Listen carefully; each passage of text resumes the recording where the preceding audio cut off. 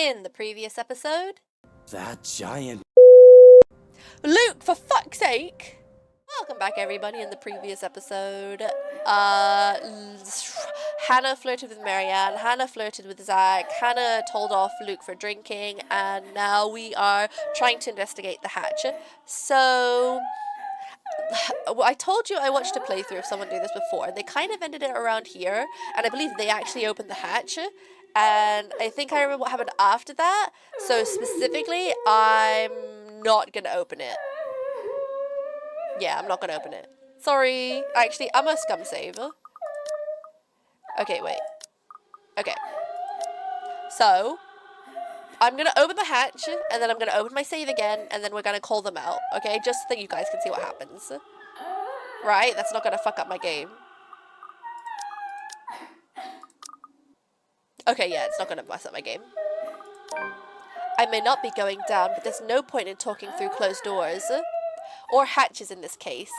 The thing refuses to budge at first until there's a soft click and it easily swings free. As I lift up the hatch and look down into the cellar, a sense of uneasiness washes over me. It isn't just a sudden onset of vertigo and nausea, but also the darkness. It's suffocating, and as I look down, it feels as if it's looking back at me. I worry that something will suddenly pull me into the deep. I can hear her whispering, "Help me." Calling for me. She wants me. Needs me. She wants to drown me, pull me down and suffocate me in her embrace until I sink to the bottom. A deep abyss waits, yet inviting, yet foreboding. She's calling to me from in there, isn't she? And I do want to help, I do, but the shadows threaten to creep out and a feeling of apprehension keeps me in place. Already it paints the room in a darker light. Okay. This is what I wanted to do.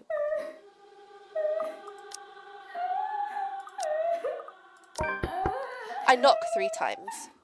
Waiting for any sort of reply yields me no result, and I've already touched the floor hatch far too many times than what I'd like. I take a deep breath before reaching out again to whoever's inside. I've learned from experience that people respond better to kindness than threats. Shouting angrily would not help in coaxing them out. You, in the cellar, do come out. We don't want Luke waking up and finding you in there, do we? That's not really kindness. She didn't even ask, "Are you okay?" That man would go ballistic thinking someone was trying to steal his precious wine. Still nothing. You can have a good cry. Just not in there, yes? Why don't you come out here and we can have a cuppa and you can tell me all about whatever it is you're bawling about? With how long I'm standing here, however, I'm starting to think myself a fool. I did not want to acknowledge the other feeling I have, especially as the wailing took an eerie turn. The thought of being played with didn't sit too well with me, and I had to stop myself from getting too hot-headed as I try one more time. Now you come out of there! That is an order from the lady of the house, do you hear me? Why, I ought to... I freeze as the hand clamps down on my shoulder. The dread I've been feeling all this time makes itself known as I kneel, unmoving, not even daring to breathe. Did I just kill her? I can feel my heart pounding against my chest. But the touch is gone as quickly as it has seized me. It is only Johans I see when I look back. Apologies, madam, for touching you like that. You were not responding to my voice, and you looked about ready to wake the whole mansion up. I'm sorry. I was getting rather loud, wasn't I? But that crying woman in there, we must do something about her. I was honestly going to say just send Johans in there. He grows silent for a moment and just looks concerned. At least, I'd like to interpret it as concern, given how stoic our head butler usually is. Or rather, it must have been concern as he takes off a glove and presses the back of his hand at my forehead before his worrisome inquiry. I beg your pardon. What crying woman? Are you feeling well, madam? In the cellar. Can't you hear her? Madam, Hannah, no one is down there. What? The cellar is locked. Only Luke and I have duplicates of the keys. Nobody is down there. I stare at him in disbelief, but when I listen once more, I hear no crying. Tugging at the hatch for good measure proves his words to be true too. I want Hannah to live, okay? The thing won't budge unless I had a key, short of using power tools on it. Perhaps it is time for you to go to bed, madam. You are simply tired and hearing things, a perfectly normal human experience. But if you are still experiencing auditory hallucinations in the morning, you are free to consult with me. Oh, she's also experienced visual hallucinations. There is a cold feeling in the pit of my stomach as he helps me up to my feet. What he says makes sense, and who am I to question someone who used to be a doctor? I am just tired, that's it. Long day of moving, the interview, dealing with Luke, that has all just drained me of any proper sense. Yes, I suppose you're right. I just need some sleep, that's all. Of course I'm right. Go on then. Gute Nacht. Gute Nacht. Good night, Johannes. Good night, house. We're gonna do the whole kids thing. Good night, door. Good night, chair. Good night, teddy bear. It's just fatigue. That's what I keep telling myself, although I can't ignore the strange feeling in my gut. Either there is something wrong with this house, or there is something wrong with my head. Sleep will be elusive tonight. Good word. October 28th, Friday. So it skipped 2 days? It was 26th before, right? Luke is already gone by the time I rise. There isn't a single hide nor hair of him to be found, and trying to call him on his mobile is a bust, as it only goes straight to his voicemail. That's twice in a row he's gone on me. And for him to disappear today of all days is every bit upsetting because of what's to come. The morning is once again filled with a whirlwind of activity. Fortunately, I'm much more refreshed as I took a break from my responsibilities. I haven't the faintest clue where Luke was yesterday. Today is going to be a busy day, although unlike Wednesday, the master of the house isn't here right now, absent once again from his duties. Hopefully he'll be back in time for the party. This is our house, after all. A grand housewarming party for the wonderful Wright mansion. Every person of importance from Luxmore is invited, and there will be a few guests flying in as well. Of course, there will be some people from the media, along with friends and acquaintances who are made no less important, regardless of their status in society. Marianne and I discuss business and last-minute touches to the house before finalizing everything. Not that there is much change from our original plans. Bar any huge additions to the property itself, the mansion is nearly 100% complete. You have certainly exceeded expectations, Marianne. Everything looks so marvelous, and in such a short time, too. Oops. Well, I can't take all of the credit. People have certainly been enthusiastic about the idea of working on the Wright mansion. There won't be any more problems unless Mr. Wright has any more objections about the second bedroom. Luke and I had a small tiff about making the second bedroom into a child's playroom, which I insisted is completely practical. In the end, he had to acquiesce. He had to acquiesce. It's how he had to acquiesce, or he acquiesced. In the end, he acquiesced. I didn't give him any choice in the matter. I even bought this wonderful wooden crib from the antique store yesterday, including some toys. Just in case anyone brings their baby, of course. Besides, we will have little need for actual guest rooms. We hardly have guests who spend the night. If we absolutely had to, we often choose to foot the bill for their visit on one of our hotels instead, always at Luke's own insistence. They have hotels. And on the off chance that we actually let someone stay, the bedroom in the opposite wing is still up to the task. Oh, no. We proceed with that room as planned. I already agreed to him having his greenhouse and his vineyard and his stables. He may as well let me have this one thing. No, I did not agree to him having a helipad. All right, then. Well, do we have any other concerns? Anything we need to put on our agenda before the party commences? Banging. No, I don't think so. Not unless Luke has anything else to say. Is he around, then? It'd be best if we can note down his request right away, considering the scope of his usual ones. Around? No. Where is he? Who knows where? I don't. No, he's not around. She didn't have to point out the obvious now, did she? After 7 long years, I'd already gotten used to him. I should be by now. Still not, apparently. But don't you have a party? I want nothing more than to complain, to whinge about how unfair this is. However, airing out one's dirty laundry is simply taboo among high society. To do so will make you a ripe target for the next dinner party chit-chat. Vultures, the lot of them really. Or most of them, at least. There are always good ones like Rochelle Lee. But put your trust in the wrong person and you'll find yourself eagerly picked apart. Yes. But Luke's just being a sweetie, you see. That friend he's visiting. He's having marital problems and he's just trying to cheer him up. Perhaps I'm being a bit too rash, a bit too hot-headed in divulging details. But I thought myself clever with the plan to dress it up as gossip. Marianne's raised brow makes me unsure whether she is interested or not.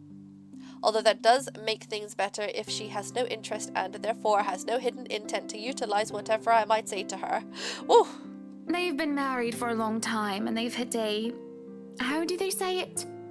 A rough patch. His wife has a drinking problem and can be very neglectful. The poor thing really does his best to be a good husband. Oh, you're projecting, Queen. But it's never enough for her. Sometimes I think it's the years.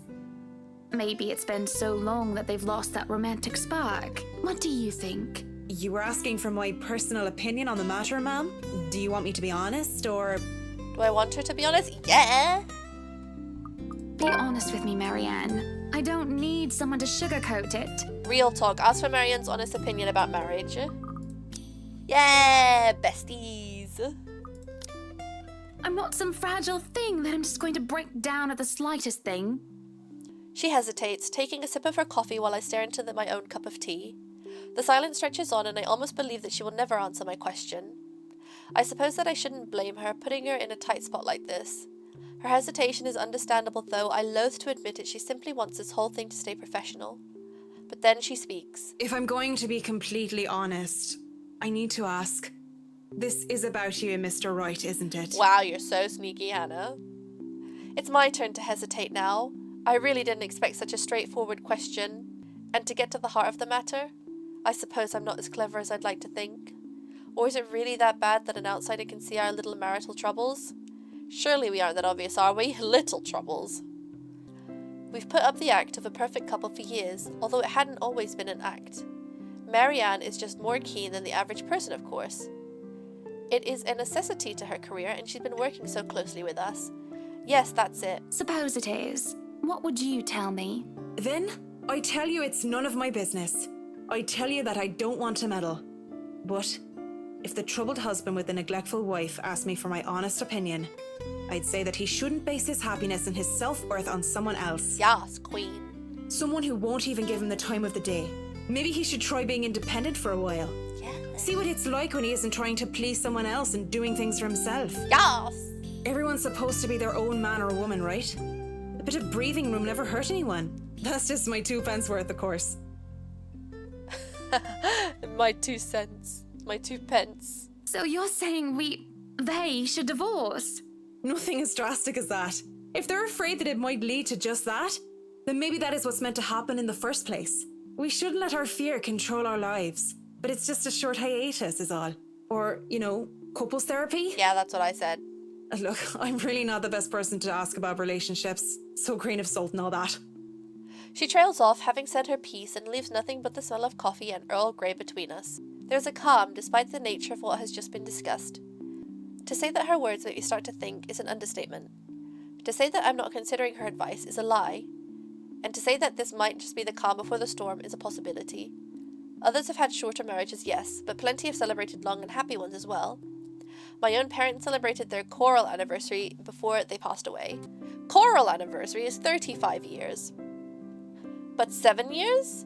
7 years isn't a whole lot in the grand scheme of things. It isn't a whole lot of time to see that and where our relationship can bring us. And at the same time, 7 years, well, it hasn't been entirely made up of unhappy years, has it? It won't last forever, it's not supposed to anyway. I just dread the thought that it might last for a very long time. I dread the thought that these small spats, these little disagreements will turn into all-out resentment. I think that's already happening, to be honest. The idea that we will grow to hate each other with every fibre of our being scares me. I can't even pinpoint the exact moment when our blissful union turned sour. When did he start to seek other women, lacking any ulterior motives? When did we start to cooperate only to suit our materialistic greed and attention-seeking ways? Money and success, fame and glamour, are those the only reasons we still stay together? There is a cough before Marianne clears her throat. I must have been quiet for so long, and I move to apologize when she stands up. We both end up on our feet, unsure on how to proceed. Some sort of odd, awkward shuffle occurs as we decide whether to sit back down or not. I really should handle what's left of the work. You won't be attending the party? Oh, you really must, Marianne. I'll try to stay and chat. Maybe grab a few bites and a drink, but I can't be around for the entirety of the event. My apologies. Busy, busy, busy. You must stay a while. I'd love for you to meet some of my friends, and they're ever so excited to meet you. You need to say hello to the Lees, at least. If it wasn't for them, I'd never even heard of you. We'll see. So, if I can be excused? Certainly. You'll have to excuse me as well. I must attend to the party before any early birds arrive, because believe me, they will throw a fuss if things aren't ready, even when they're not supposed to be here until an hour later. Who arrives an hour early? Hannah and Marianne were seen discussing the mansion's finishing touches before the housewarming party. On a whim, Hannah asks for Marianne's opinion about a certain couple having marital problems. It leaves the former with something to think about after the latter excused herself from attending the party. The scene outside the parlour is a great organised mess. Aside from our own household help, we hired the service of a temp agency which provides staff for Wright Enterprise in the hospitality sector. Even our very skilled staff cannot undertake a party this size on their own. Waiters, busboys, hostesses and their staff captains move about in droves, carrying crockery and serveware good for several dozen people and then some. Crockery is like plates, by the way. Chefs and bartenders tail after Johannes, looking like scared little children as he escorts them through the kitchen and into the wine cellar to peruse the stocks to select what can be served at the party and what can be used for cooking. Schnell! We have a lot to do, and I believe we did not hire snails. Snails are for the dishes. He's calling the cook snails! A string quartet readies up to play for the evening, tuning their instruments as they fill up the air with idle chatter. Floral decor worth thousands fill vases, wreaths and baskets while petals are scattered along the driveway up front. An ice sculpture of a reindeer is brought in carefully by a pair. It is followed by a simple cake, just a 5-tier white chiffon one with white chocolate mousse, fresh berries and a light dusting of edible gold leaf. But despite the fact that I told Marianne how I will attend to all of this, I find myself unable to focus or care for any of it. I still have our discussion running in my head, and looking at all of this, I only see Luke everywhere. These are all grand things that Luke wanted to have for the party. I had wanted a small, elegant and simple gathering with only a select few invited, namely the people who would actually trust to enter my home. I did not want any bloody politicians or paparazzi in here, no matter how used I am to catering to them. At least be here for your party. Damn it, Luke. The entire thing screamed Luke Wright. And I can't help but add another question to my growing list of queries. When did I lose myself? Fuck, it's getting deep. It's always about him nowadays, isn't it? What about Hannah Wright? What about Hannah Evans? I used to be my own woman, who made her own name, her own career, and her own decisions. Sure, I was already the social butterfly that I still am today, but it wasn't all empty, shallow gossip and sitting pretty. I was also lauded for my knowledge and talent. Finance manager wasn't just handed to me just because my father owned the company. I had insisted that I start at the bottom so I could work my way to the top and prove myself. And I did. I worked numbers, managed budgets, monies and accounts, analysed the competition and the market trends. There was the calculation of financial risk, cost reduction opportunities, auditor liaison and public relations, supervision of staff and... well, I generally had a huge slew of responsibilities. Admittedly, I was already quite the attention seeker even back then, having dedicated most of my youth craving for my parents' approval. Failing that, I turned to others, looked for praise from anyone who would give it to me, however fleeting it all was. And Luke, oh Luke, the way he looked at me, the way he watched me and took a genuine interest. He had me disgustingly obsessed by day one, hadn't he? He saw me for me, Hannah Evans, with both my faults and my achievements. The man didn't treat me like the same damsel in distress or some prize to be won. I remember the nights before we were married where we talked about everything and anything, from big things like business, society and philosophy to little things such as what we had for breakfast or whether we like cats or dogs more. We both prefer dogs. Nowadays, I'm just Luke Wright's wife. It's mostly my fault, isn't it? They told me that husbands prefer wives who are docile and subordinate. Ugh! A woman who will always be there for him, yet would never outshine him in all aspects except beauty. A wife needs to be at home and attend to his needs, to have children and to take care of them in his absence. Right. Is Luke an incel? No, he's not an incel. He's a red pill guy, right? They said I have no business working anymore after I was married. I can blame society, but I listened. Before I can fall further into this introspective pit of self-loathing, someone calls for my attention. The guests have arrived, madam. And Luke? Running a bit late, I'm afraid. Late for his own party. That man, I swear.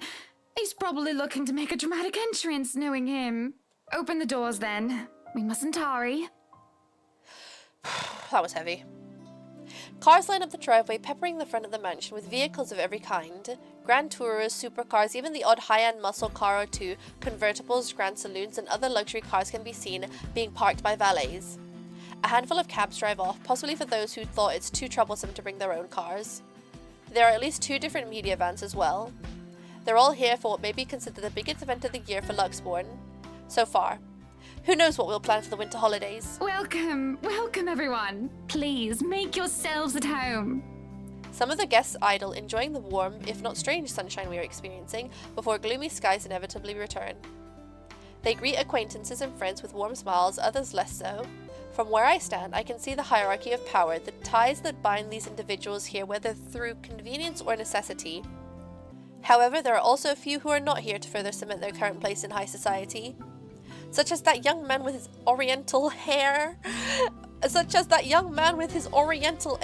Ignorant of the looks he receives from women and men alike. I don't know whether to cut that out or not. Be careful with Shirley, alright? Man from the Orient. Or that rose-haired woman talking on her phone while she looks unsure of why she is here exactly. Yes, I'm at the party already, Mom. It's Rose? Wait, what's her name again? Is Rebecca rich? Yes, I'll say hi to her if I can. I see Zachary the photographer as well. Oh yeah, you do. He talks to a few of the other media crew with an air of familiarity. I was just here a few days ago, yeah. And the inside is huge, but the staff are pretty helpful if you get lost. And then there are people like Chief Inspector, people who can never be too sure about, people who stand on the border between being suspicious and being trustworthy. Thank you for the invite, Anna. Husband still missing, I see. I should be saying the same of your darling Rochelle, Lee. The doctors again. She told me she'll just be in the gardens. Bet she's lying and that she's somewhere around mingling, gossiping with the other ladies. No offense, but that seems to be all you ladies do at these parties. And aren't you gossiping right now? Yeah, Queen. Yes, well, what about Luke? Should we file a missing persons report now, or do you want to wait 24 hours? He's around. You know, I can tell if someone's bluffing. Don't tell me, let me guess. He's finally drunken himself to death and not wanting a scandal, you've hidden his body. I was wanting to give this housewarming gift to him personally, too. It's a plate that holds a wine glass so he can stop killing himself with liquid lunches. Looks like it's too late for that. Nothing like that. Besides, this is a hardly polite conversation. Oh, relax. I'm just trying to be cheeky to lighten the mood. It's not like I want Luke dead. The man doesn't serve dodgy plonk like the others when I visit, and he pays his respects well enough. Dodgy plonk. I could use a glass of wine or 3, actually. Rochelle's been in a horrid mood. Threw her stilettos at me the other day and almost took an eye out. What is up with all of these people's relationships? Not sure if this is how it usually goes, but I blame the pregnancy. I wouldn't know, would I? Still no plans for a baby? I guess that's for the best. If it's this bad now, I can't even imagine how bad it'll be when that little baby bump becomes huge. Have I mentioned how I don't trust him, no matter how hard I try to do so? At least he brought a gift, I suppose. Why don't you just go inside and have some wine, Lee? Think I will, thanks. Greetings such as these carry on as the guests continue to trickle in. Whether we have short conversations or merely shake hands and nod heads, I make sure to attend and welcome each of them. As the first hour passes by, the rest of the stragglers and I adjourn to the ballroom. Any latecomers will have the attention of the porter instead. I have other duties to attend to now. Interesting how she didn't introduce herself to Rebecca or Ash. She was just like, who are those people? And then she was like, shrugs, walks away. But yeah, everybody, thank you so much for watching. I'll see you all in the next episode. Have a wonderful day. I'll see you later. Bye.